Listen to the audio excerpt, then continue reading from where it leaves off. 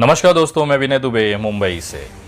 जल्दी जल्दी एक पेन पेपर ले लीजिए और जो मैं कह रहा हूँ उसे लिख के ले लीजिएगा। ये वीडियो सेव करके रखिएगा, आगे याद आएगी मेरी कि विनय दुबे ने कुछ महीने पहले कहा था अंकिता सिंह हत्याकांड में शाहरुख को फांसी नहीं होगी। लिखिए, अंकिता सिंह हत्याकांड में शाहरुख को फांसी नहीं होगी। लिख कर ले लीजिए, लिख के ले लीजिए तुरंत। मैं बोल रहा हूँ, गारंटीड बोल रहा हूँ, और मैं जब बोलता हूँ वो चीज़ करके रखता हूँ। नहीं, अगर आपको थोड़ी याददाश्त कम हो गई होगी तो याद दिला दूँ, मैं वही विनय दुबे हूँ जो केंद्र सरकार को केवल 2 दिन में ना घुटने पे ले आता हूँ। किसको? केंद्र सरकार, पूर्ण बहुमत की सरकार को 2 दिन के अंदर अंदर घुटने पे ले आता हूँ। कैसे?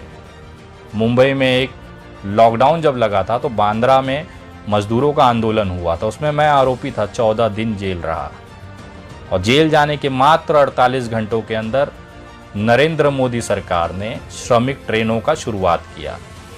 मेरी क्या मांग थी? यहाँ के मजदूरों के जो बंगाल से हैं, बिहार से हैं, झारखंड से हैं, उत्तर प्रदेश से हैं, उनको अपने घर जाना है। कराया कि नहीं कराया ट्रेन चालू? और अंकिता सिंह के मामले में भी मुझे ज़्यादा कुछ ऐसा इंटरेस्ट नहीं था, संवेदनाएं थी उस बिटिया के साथ में कि उसके हत्यारों को सजा होनी चाहिए।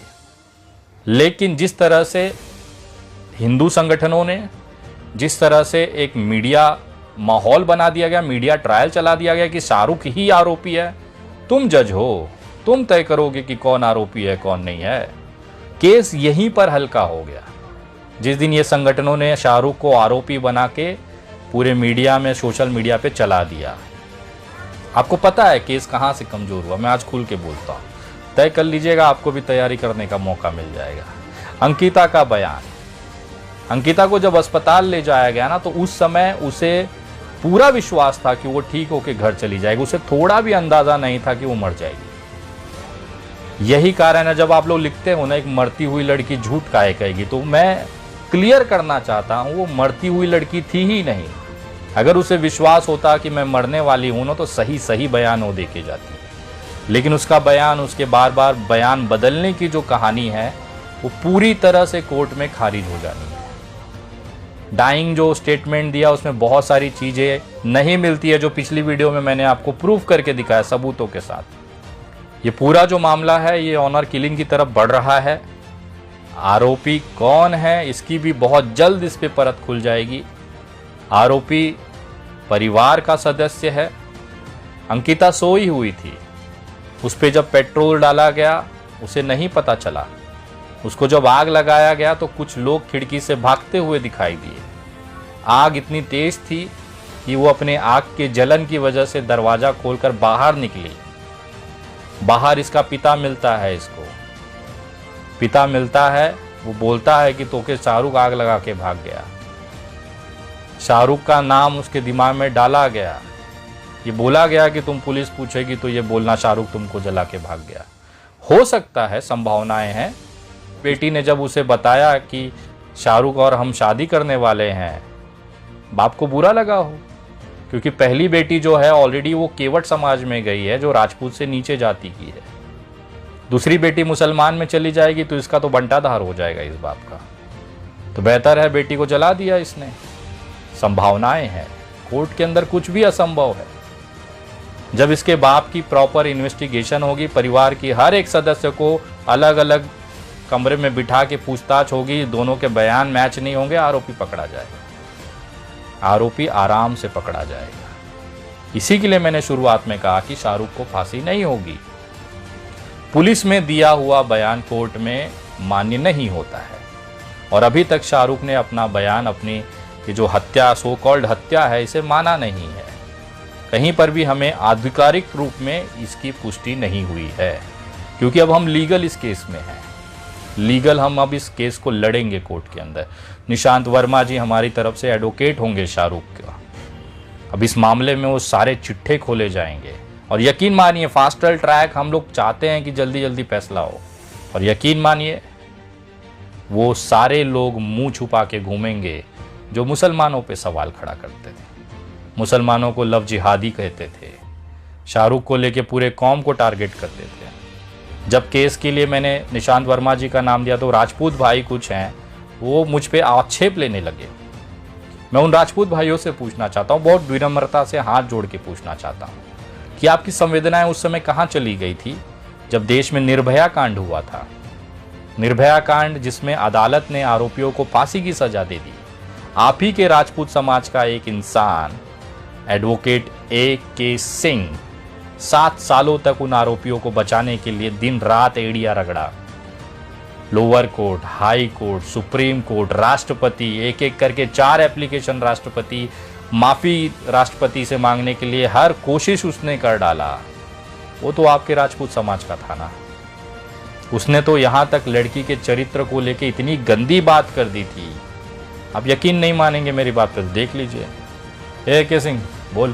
फिर तो उस कारण पे जाओ कि रात के 12:30 बजे तक क्यों नहीं पता था कि हमारी बेटी कहाँ है। फिर उस माँ पे जाओ, वो चोर की माँ को पकड़ेंगे आप कि 12:30 बजे तक यही पता नहीं था कहाँ है बेटी, किसके साथ है, किस हालात। सोचिए, फांसी से इतना बुरी तरह से ये बंदा चिढ़ा हुआ था कि एक माँ के ऊपर सवाल खड़ा कर दिया कि तेरी बेटी रात को 12:30 बजे कहाँ थी, तुझे नहीं पता, किसके साथ थी। ये वो A.K. सिंह है जिसने निर्भया कांड में आरोपियों को बचाने के लिए 7.5 साल तक अपना रगड़ा। वही चीज अगर A.K. सिंह निर्भया जैसे बलात्कार कांड में आरोपियों को बचाने के लिए वकील के तौर पर अपना ड्यूटी निभा सकता है, तो निशांत वर्मा शाहरुख के केस क्यों नहीं लड़ सकते? मतलब अगर आपके समाज की बेटी मरी है तो हमारे भी समाज की बेटी है। हमें यह देखना है कि किसी भी आरोपी को छूटना नहीं चाहिए जो असली आरोपी है, लेकिन कोई बेगुनाह सजा भी ना पाए, ये भी हमें मानना है। A.K. सिंह ने एक वकील होने के नाते अपना प्रयास किया। वही प्रयास हमारे निशांत वर्मा जी शाहरुख के मामले में करेंगे, ऐसा मुझे विश्वास है। और आप तमाम लोगों से मैं कहता हूं, जो भी मैंने चीज़ें लिखवाई हैं उसे लिख कर ले लीजिए। मैं पूछना चाहता हूं मुसलमान समाज से, खास तौर पर मुस्लिम भाइयों से, कि आप इतने हताश क्यों हैं? मीडिया ने कह दिया, लोगों ने कह दिया, आपने शाहरुख को आरोपी मान लिया। क्यों? मतलब जो भाजपाई IT सेल लिख देगी वो आप कबूल करते चाहिए। यही कमजोरी है आपकी। आप लोग भूल चुके हैं कि इस देश में संविधान है, लोकतंत्र है, अदालतें अभी भी जिंदा है, चीजें कानून से ही चलेंगी। आप लोग इतने हताश क्यों हो जाते हैं? मैं देख रहा हूं कोई भी खुलकर बोलने की हिम्मत नहीं करता है। मुझ में देखो, मैं डर रहा हूं क्या? इतना विरोध हो रहा है मेरा, हिंदू समाज के लोग मेरा विरोध कर रहे हैं, उसके बाद भी मैं लड़ रहा हूं, क्योंकि मुझे पता है न्यायालय जो है वो आखिरी फैसला करेगा। इनके फैसले से नहीं फर्क पड़ता। जब मैं जेल गया था बांद्रा कांड में, तो ये मुझे आतंकवादी, रासुका लगा दो, फलाने, क्या उखाड़ लिया मेरा। 2020 आज 2022 डंके की चोट पे लड़ता हूं इनके साथ में। ये कुछ नहीं कर पाते क्योंकि कानूनी तौर पर मैं सही होता हूं। संविधान ने जो अधिकार दिया उस पे मैं खड़ा हूं। आज तक आपके सामने डंके की चोट पर लड़ रहा हूं। आप लोग क्यों डरते हैं? इनसे डरोगे? अरे टटपुटियां हैं ये उंगली घसने, मुंह से गाली देने के अलावा इनकी कोई औकात नहीं है। इनकी माँ बहनें जाती होंगी बाहर, इसके देखने के बाद इनको लगता है कि हर माँ बहन ऐसी है जैसे इनके घरों की माँ बहनें हैं। जो भी माँ बहन की गाली देता है, समझ जाना कि उन्होंने अपनी माँ बहनों को सड़क पर जाते हुए, रात के अंधेरे में घूमते हुए देखा है, तब जाके ये दूसरे की माँ बहनों को भी वैसा ही समझते हैं। तो इसमें बुरा क्या लेना? उनकी माँ भी मेरी माँ है, मेरी माँ भी उनकी माँ है, क्या फ़र्क पड़ता है? उनकी बहन मेरी बहन है, मेरी बहन उनकी बहन है, क्या फ़र्क पड़ता है? लेकिन न्याय और संविधान सबसे बड़ा है। जब इतिहास लिखा जाएगा ना, तो उसमें ये दर्ज किया जाएगा। इतने विरोध, इतने हजारों, सैकड़ों, लाखों, करोड़ों लोगों के विरोध के बावजूद भी न्याय दिलाने के लिए एक लड़का डटा रहा। तूफान में वो आंधी, वो चिंगारी, वो दिया जलता रहा उम्मीद का, और जलेगा। क्योंकि अगर मैंने वो केस हाथ में लिया है ना, इतनी आसानी से तो नहीं हारूंगा। और हारूंगा तो तभी जब मुझे लगेगा कि अब गलत हो रहा है, इसके आगे अगर गए तो अन्याय हो जाएगा, वहाँ मैं रुक जाऊंगा और आपको बता दूंगा इसके आगे हम नहीं जाएंगे, क्योंकि जो अब सही में अन्याय हो जाएगा। लेकिन बिना लड़े इनको छोड़ दूंगा, ऐसा नहीं है। ये अगर मुझे गालियाँ नहीं देते ना, मेरे माँ बहनों को गालियाँ नहीं देते ना, तो मैं यहीं पे मुंबई में बैठ के वीडियो बना के आराम से अपना भाव रख के छोड़ देता। लेकिन ये गालियाँ दे के इन्होंने बहुत गलत कर दी। इन्होंने गालियाँ दी है ना मुझे, अब देखो मैं क्या करता हूँ। तुम्हारे बुलडोज़र बाबा याद हैं? योगी आदित्यनाथ भौकाल, इतना तुर्रम खा मुख्यमंत्री, उनके जिंदगी का सबसे कट्टर दुश्मन एक मुसलमान गोरखपुर का डॉक्टर, रासुका 50 केस में बार बार मुख्यमंत्री ने उन्हें घसीट के जेलों में डाला। विनय दुबे इलाहाबाद हाईकोर्ट जाता था, सोशल मीडिया पे आवाज बुलंद की। 7 महीने के अंदर अंदर योगी जी के कुर्सी के नीचे से रासुका जैसे केस में डॉक्टर साहब आज़ाद हो गए।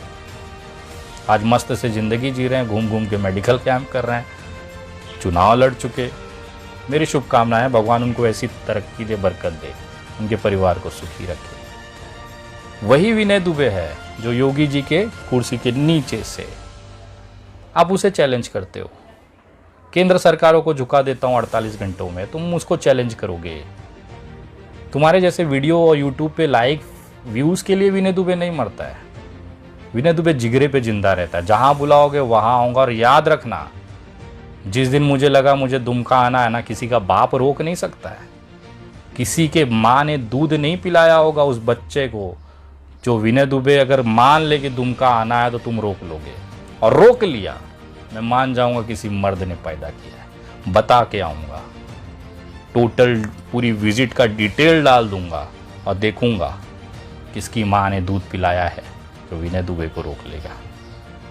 पूरी पीछे जितना ताकत है लगा लो, शाहरुख को फांसी नहीं होगी। मैं भी देखूंगा, तू भी देखना। जय हिंद, जय महाराष्ट्र।